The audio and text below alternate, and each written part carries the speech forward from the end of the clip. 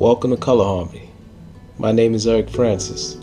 Today, we'll be painting facial hair. First thing I do is make a sketch. I then transfer the sketch onto a canvas. I then give it an umber wash, and we're ready to begin. Let's go. In this painting, we're using acrylic interactive.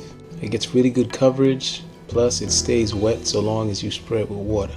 It's excellent. What you're seeing now is all the practice I got in before I started the painting. Tucker James wanted to know, how do you paint facial hair? And he even suggested somebody to paint, Tony Parker. Well, here we go, Tucker. I hope this helps. We're going to begin the process with an underpainting. By adding the darker color around the mouth and jawline, it signifies a beard. As you already know, when the beard grows in, it makes those areas of the face look darker. And it gets darker where the hair folds around the chin or where the hair grows in the most. Because that's how it is when you have a scruffy beard. It doesn't all grow in evenly a lot of times. Well, not for everybody anyway. Our next step is to add details. But before we begin to add details, I need you to take a really good look at the reference photo and let us zoom in on the beard.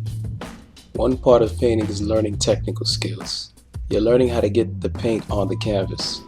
Another huge part of painting is observation skills, which basically means everything that you need to know is right in front of you. But then the question is, well, what do you see? In area A, you see some scarring. In area B, we notice that it's slightly darker than the regular skin tone, but there is some lighter color in there, just spots of it. And C is the same as B, except C is a bit darker. And D is about the same as C. I know you're trying to paint a beard, but it'll profit you greatly if you see it as shapes and colors. That's the easiest way to think about it. Now let's see how I painted what we just looked at. If we look at area A, you notice that I left the scars out. It's one of those decisions that you have to make as a painter, what you're going to add and what you're going to take away. I decided to take it away. Maybe you would add it. It all depends on what you want.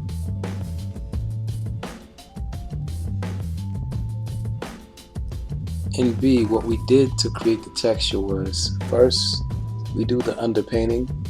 Then I blended in some so it won't be so hard. You can see around A and B and the rest of the colors that it's kind of blended in some. But then to add the texture, I just added in spots of paint. Just take some lighter color and go right on top of the darker color. You're going to have to use your smallest brush to get the desired effect. Now, if you add too much, you can just paint over it.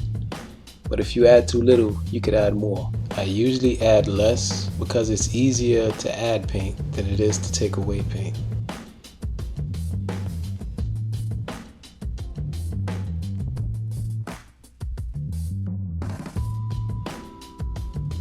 In C and D, I did the same as I did in B.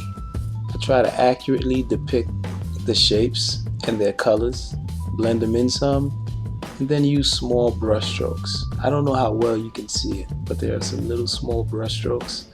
Plus there's getting the small brush and adding in little dots.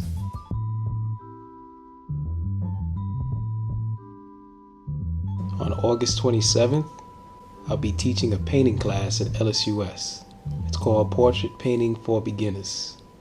It's 8 weeks, and you give me these 8 weeks and I'll turn you into a portrait painter.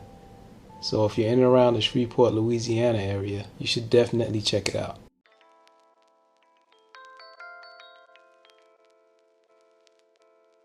That's pretty much the whole process. Let's recap what we just went over. First thing we do is we add a nice underpainting, and after observing it, we begin to add details. Then, voila.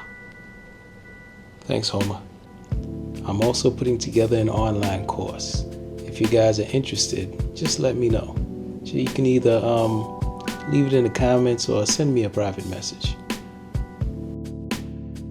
If you've enjoyed this video, then share, like, comment, or subscribe. Plus, if you want to see more of my artwork, you can go to my blog. There'll be a link in the description. And if you want to further support this content, you can go to my blog and donate. There's a button there that'll take you to PayPal.